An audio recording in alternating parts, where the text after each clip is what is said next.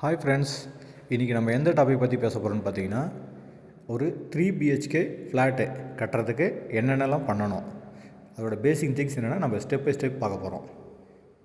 வாங்க ஃப்ரெண்ட்ஸ், நம்ம வீடியோக்குள்ளே போகலாம். இது ஒரு 3 பிஹெச்கே ஃப்ளாட் கட்ட போகிறோங்க. அதுக்கு டீம் டிஸ்கஷன் போயிட்டுருக்கு. டீம் டிஸ்கஷன் முடிஞ்ச உடனே பார்த்தீங்கன்னா அதில் என்ன பிளான் பண்ணுறாங்கன்னு பார்த்தீங்கன்னா floor plan. So floor plan முடிஞ்ச உடனே பார்த்தீங்கன்னா லேஅவுட் மார்க் பண்ணுறாங்க. லேஅவுட் மார்க் முடிஞ்ச பிறகு மார்க் பண்ண பிரகாரம் எக்ஸ்கவேஷன் பண்ண போகிறாங்க.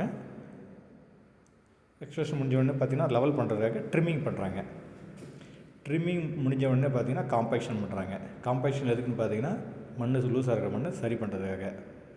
இது முடிஞ்ச பிறகு பார்த்தீங்கன்னா அதை மார்க்கிங் பண்ணுறாங்க. மார்க்கிங் முடிஞ்ச உடனே பிசிசி லே பண்ணுறாங்க. பிசி எதுக்குன்னா நம்ம சர்ஃபேஸ் கரெக்டான லெவல் மெயின்டைன் பண்ணுறதுக்காக பிசிசி பண்ணுறாங்க. பிசிசி முடிஞ்ச உடனே ஃபவுண்டேஷன் மார்க்கிங் பண்ணுறாங்க. ஃபவுண்டேஷன் மார்க்கிங் முடிஞ்ச உடனே ஸ்டீல் கட்டுறாங்க.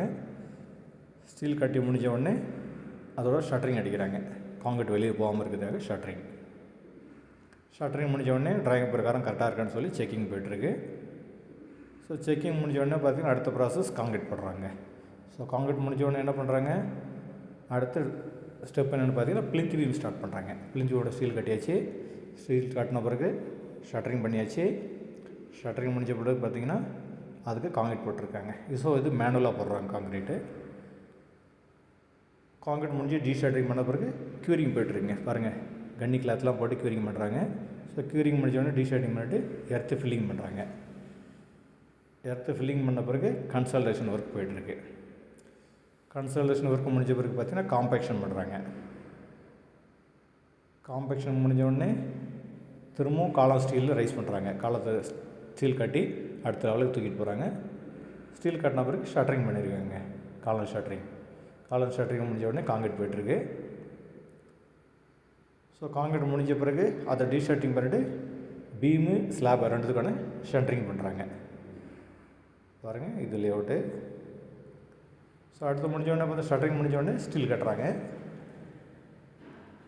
ஸ்டீல் ஒர்க்கு முடிஞ்ச உடனே என்ன பண்ணுறாங்க, காங்கிரீட் போடுறாங்க. ரூஃப் ஸ்லாப் காங்கிரீட் போடுறாங்க. ஸோ காங்கிரீட் முடிஞ்ச பிறகு டீஷர்ட்டிங் பண்ணிவிட்டு க்யூரிங் போய்ட்டுருங்க. பாருங்கள், எந்தளவுக்கு பட்டெல்லாம் கட்டி நல்லா க்யூரிங் பண்ணுறாங்க பாருங்கள். ஓகே ஃப்ரெண்ட்ஸ், இது மாதிரியான வீடியோ பார்க்குறதுக்கு என்னோடய சேனலை சப்ஸ்கிரைப் பண்ணிங்க. This video is sponsored by Zen Reviews. Thank you.